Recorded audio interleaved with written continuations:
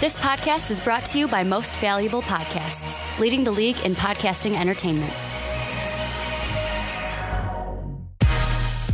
Welcome, ladies and gentlemen, boys and girls, children of all ages. This is the Fast Break Podcast. I'm your host, Sean Anderson. Alongside me, as always, is Ricky Widmer. What's up, guys? And Dave Oster. Hey, everybody. And today, we are going to be talking about the Kyrie Irving injury. He's been shut down for the rest of the regular season and postseason. We're going to talk about how it affects the Eastern Conference playoffs, how it affects the Celtics. We got all of our reaction for you coming up in the next topic. Then we have Kawhi Leonard talk. Is Kawhi Leonard going to be a Spur? We're talking Kawhi's future with the San Antonio Spurs. Then we're going to jump into Wet Boys. We have a familiar face. We have a new face. We also have a two-timer coming up. And next week will be the end of Wet Boys for the regular season, we think. We got to talk about it. We'll talk about that when we hit the topic. We'll be giving out our end of the regular season Wet Boy winner, so you got to stay tuned next week and see who the 2017-2018 Wet Boy of the Year will be. And then finally, we're going to wrap it up with our favorite talk, Draft Talk, where we talk about the lottery and which team will benefit most from getting the #1 overall pick. But before we do that, you got to check out mostvaluablepodcast.com. Don't miss any of the new topics from any of our shows over on mostvaluablepodcast.com. We also got Ricky Widmer's full 7-round mock draft coming out. It's going to be coming out in just under a week now? It's going to be the 17th, so whatever crazy, that is. Yeah. So you don't want to miss Ricky's mock draft over on mostvaluablepodcast.com. Also, on mostvaluablepodcast.com, you can find our store. You can buy our t-shirts. If you want to help support this show, rock some MVP merch, you can head over to our shop there. If you want to support this show in a different way, you can check out patreon.com/mostvaluablepodcast. We have a ton of influx of Patreons coming into the Fast Break this week. We got William, a new patron. We also have Patrick's going to be coming over. He used to be on the PTP. Now he's going to be on the Fast Break for the first time. On 420. And then Jake. We also got our board Jake, who's going to come back as well. We think. We haven't talked about him, but we haven't talked to him. I'd be surprised if Jake didn't come on the I have a feeling that he'll be back. Especially with the Sixers jumping into the playoffs, he's probably got something to say. So if you do want to support us, check out patreon.com/mostvaluablepodcast. And the final way, if you don't have the money or you don't have the ability to support us monetarily, go over to iTunes and rate us 5 stars. The Fast Break, the Onside Kick, the Primetime Podcast, the Rick and Johnny Podcast, and the new podcast, The Outcast, with MVP Buzz and Juice. But boys, Juice, man. We've done enough selling. We've done enough talking about MVP. Let's jump into the Kyrie Irving talk. Kyrie Irving has been shut down and will not play in the rest of the regular season or the playoffs for the Boston Celtics. So now the Celtics are down their 2 stars, Gordon Hayward, who they lost in the first game, and Kyrie Irving, who they lost in the back half of the season. And the biggest question is, how does this affect the Eastern Conference playoffs? We talked about this a little bit last week, but now we have a for sure clear idea of what's going to be happening. So Kyrie not going to be playing for the Celtics. They're not going to be with Gordon Hayward. How much does this affect the Eastern Conference playoffs? Well, I mean, first, the thing that I thought of is today when you were like, oh, what are we going to talk about on the show? You gave us the topics. My first thing was, oh, we just talked about this. We don't need to. And then I was like, scrolling through Twitter, I'm like, oh, yes, we need to. And because of this, I'm going to say it.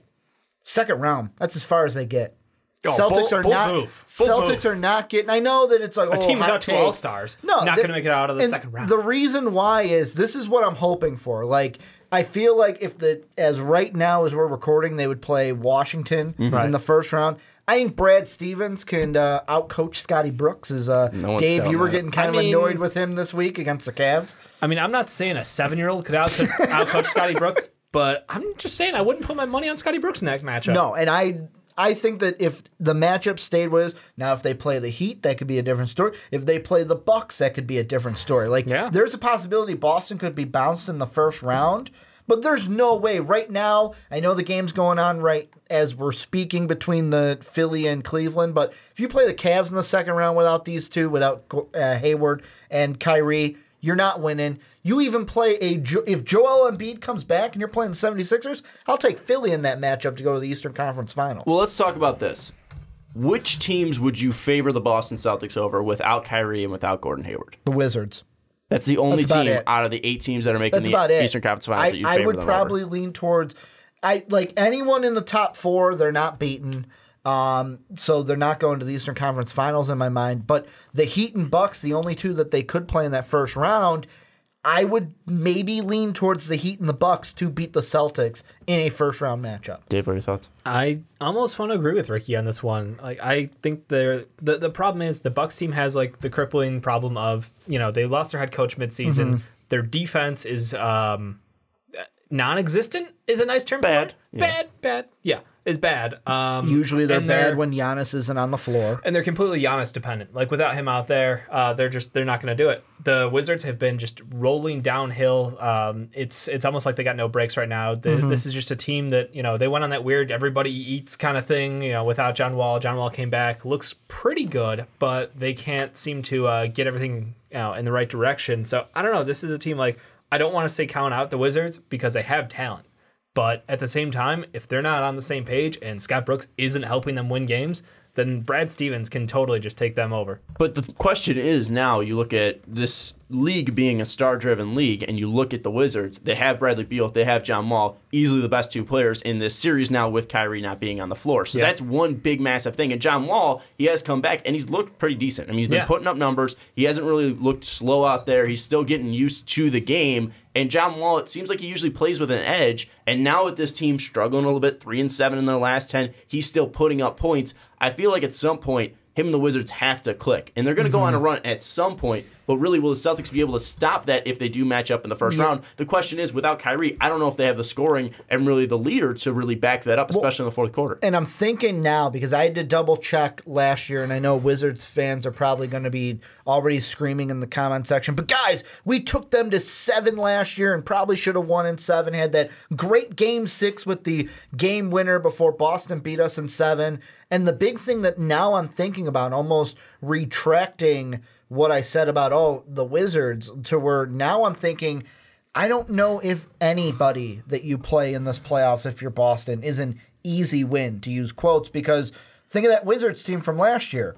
Most of the same guys are there, whereas Boston, all the guys that you had last year are off this team, and the 2 that you brought in are not going to be there in Hayward and Irving. So I wouldn't, looking back at it, I kind of almost wouldn't be surprised if the Wizards get rolling and beat Boston in the first round. It's going to be interesting to see, and there's a massive matchup taking place next week on Tuesday, April 10th. It's going to be at Washington. Washington does have the 2-1 season series advantage over Boston, but it's going to be totally different, and you could really throw those matchups out of the window because, yes, they beat them 2-1, but totally different teams at those points in time. So you got to look at that Tuesday, April 10th matchup as a huge matchup because the seedings aren't set. So, I mean, we might not see the Boston-Washington matchup in the first round, but if we do see it, April 10th is going to be a huge indicator on what these teams are going to look like matching up against each other. Can Brad Stevens actually outcoach Scott Brooks, or will the talent of the Wizards really take it over? And also, we're focusing a ton on Boston because the injury happened to Boston, but this has a ton of ripple effects because they have 4 more games left against Chicago, Atlanta, Washington, and Brooklyn. Fairly easy schedule outside of that Washington season. You're facing 3 teams that are taking in Chicago, Atlanta, and Brooklyn, so your seeding might not be affected, but still, you have now a Cleveland team that's red hot. You have a Philadelphia team that's red hot. You have a confident Toronto team that doesn't lose at home. So it's a really a massive swing here where now it's, in my eyes, a 3-team race between Toronto, Cleveland, and Philadelphia. It's a 1-team race. It's Cleveland. Oh, really? I'm sitting here thinking, the thing that I look at is for Boston, like I said, doesn't matter who you play, Cleveland or Philly in the second round. I got you losing to both of those right now. And I mean, with the Raptors, if they were going mano-a-mano against the Celtics in the Eastern Conference Finals, I got the Raptors all day. But if the Raptors play the Cavs in the Eastern Conference Finals, LeBron has proved in the playoffs that I am going to beat you.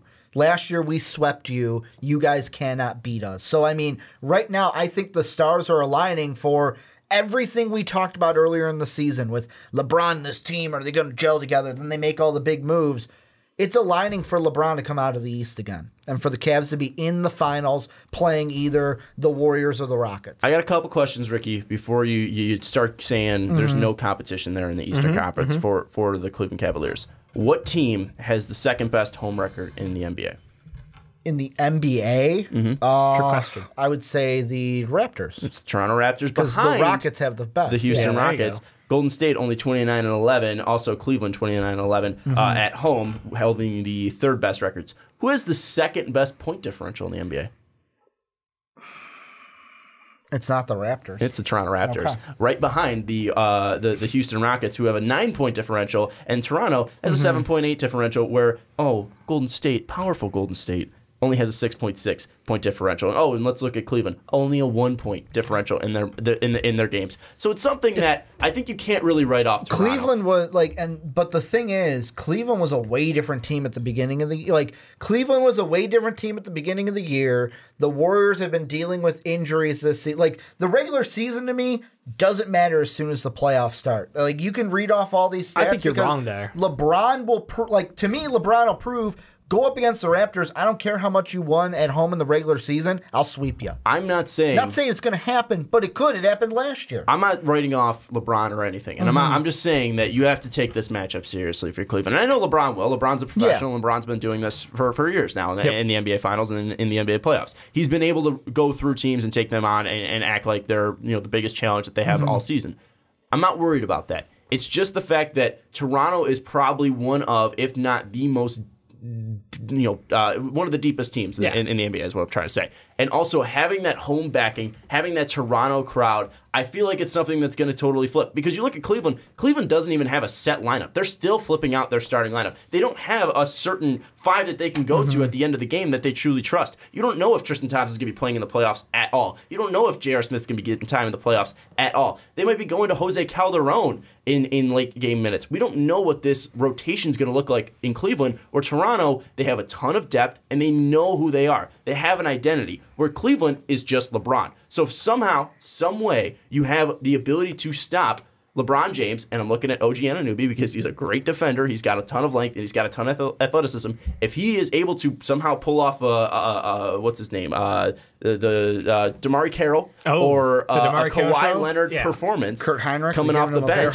if he's able to do one of those, I honestly think that Toronto can make this a series that goes 7. Oh, there's a chance. I'm not coming in saying that Cleveland's going to one loss all the way to the finals like last year, but the whole thing that I look at is I look at the matchups that Cleveland could have. I mean, the one against the Heat I think is interesting because the whole thing I think about that is two things. First off, is how much is D. Wade going to get that team to play up now that he's playing against LeBron in the playoffs, kind of trying to play spoiler. But then there's a few people in the NBA sphere that have said that they believe that LeBron kind of takes it easy. I'm going up against my buddy D. Wade. I kind of take it easy on the Heat a little bit. I don't go as hard as I usually do. You can believe that if you do, but that's the reason why the Heat and Cavs would be interesting, but I would have the Cavs winning. Then, you would have a Boston team without Kyrie and Gordon Hayward. Cleveland gets through them no problem to me with the inexperience that Boston would have where LeBron brings the experience and brings the players up with them.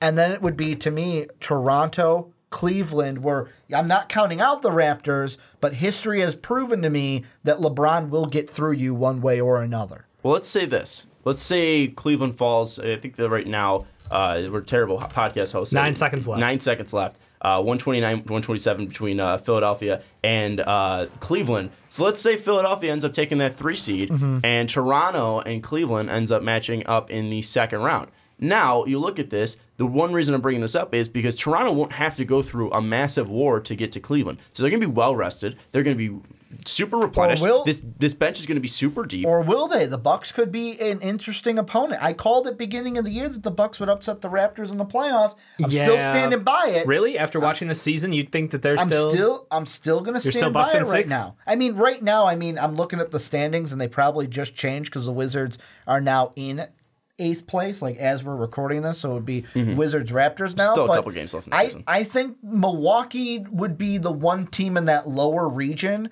to give the Raptors a fight for that first one, to where I would almost be inclined to stay with my prediction and say Bucks in 6. I think it's something where Toronto's too deep, they're too good at home, and you while you have the best player in that matchup with having Giannis, I just don't think the Bucks are enough of a team to really win that game, that series. Where maybe they take a game because Giannis takes over, but I think series-wise, it's going to be Toronto dominating just because they're an actual team out there, and you see that change of them not being the same team. I mean, you see them shooting more threes this year. You see them being super defensive or orientated. This is a team now in Toronto. I think that's one thing that you really don't see on stat sheets. Toronto's winning games, but until you actually watch, this is a different Toronto team than last year. I know Milwaukee almost pulled the upset last year, or they did. I can't almost remember the playoffs. Toronto 1-6. Thank you. It was 2-2, and then I forget last year. I forget last week. It's all a blur. But again, it's something where it totally different teams, a much deeper team, and more of a team unit this year in Toronto.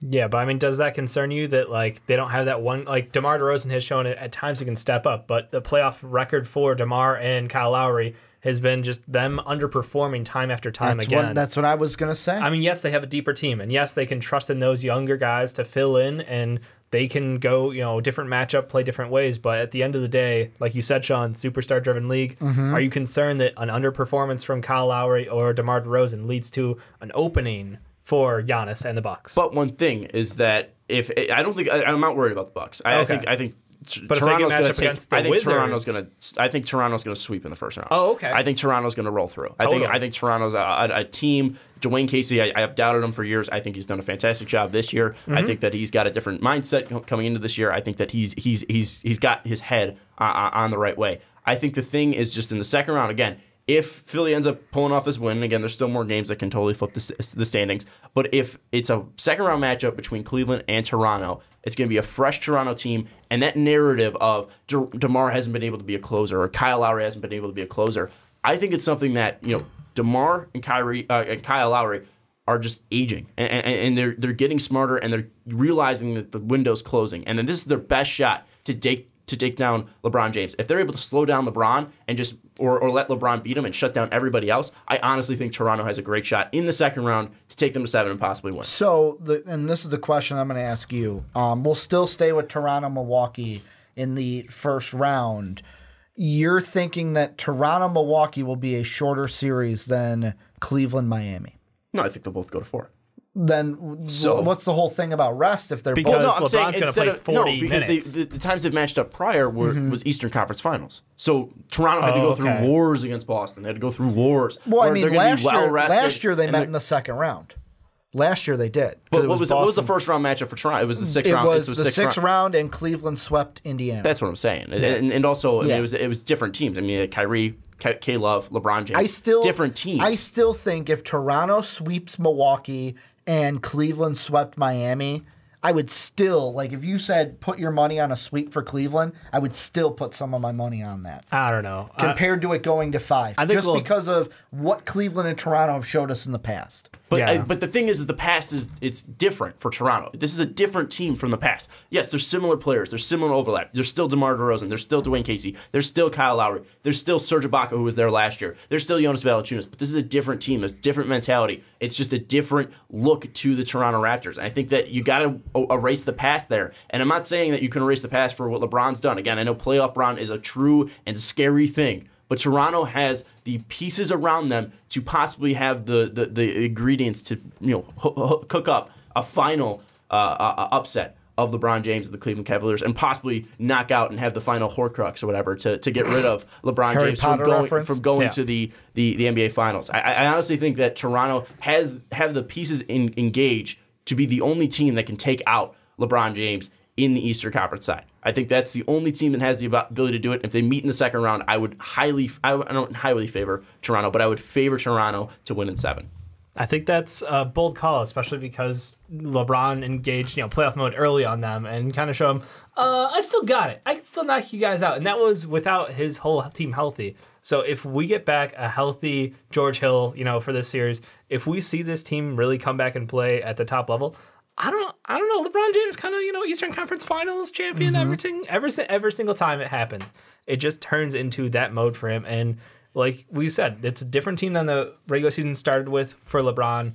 I think that, yes, the wins in the regular season did matter, but still it's LeBron going in there and saying, still the best player in the East, still the best player in the NBA, and I think I can beat you. And until proven otherwise, it's hard to pick a team over LeBron. Well, real quick, you want to know what really sucks for LeBron James? Missing clutch free throws where you get fouled from 3 by Rocco and then go 1 for 3 from the line to possibly tie up the game. Like, again, LeBron can do it all. LeBron can put up 43 points per game. But if it's him and Jeff Green out there, I honestly think Toronto has the ability to win that game. And, maybe they let LeBron beat him. Maybe LeBron scores 40 points per game in that series. But I think it's honestly going to come down to what else can that team do around Cleveland. And yes, they did a fantastic job revamping that team. But again, Larry Nance, while he's had some nice spurts, is he going to be able to be a consistent contributor there? Jeff Green, is his heart going to be okay? I know that hasn't been a problem in years, but still, for him, it's consistency too. If Jeff Green's going to be consistent, he has the highest and lowest of those games away. Is Jordan Clarkson going to be consistent? Is Rodney Hood going to be consistent? At their peaks,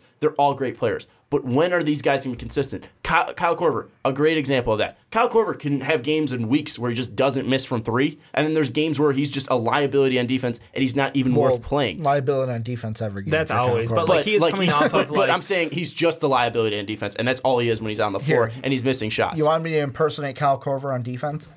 I mean, he has a little hustle to him still. He's not awful, but I mean, he is coming back after death of a relative, so he's easing his way back into the games. I think he'll be in playoff form shortly. But I'm saying even last year he wasn't coming off a death of a relative, and he was still hot and cold from three in the playoffs. It's just something where and K-Love. I mean, I love K-Love to death, but again, he's not consistently healthy. And if there's one bad fall, K-Love might be out, and you're just you're thinning out that team. I'm just saying, I think Toronto has the ability to really give Cleveland hell. And we're not even mentioning the 76ers. When Joe comes back, this could be a team that possibly even takes out the Cavs. They just did it tonight without Joe. And the one thing that I think of is, before I give my tidbit on the 76ers, the thing when it comes to Toronto-Cleveland, would I be upset if Toronto won? No, I would actually like it, because that would mean, in my mind, if they lost in the second round to Toronto, LeBron's not coming back to Cleveland. He's gone.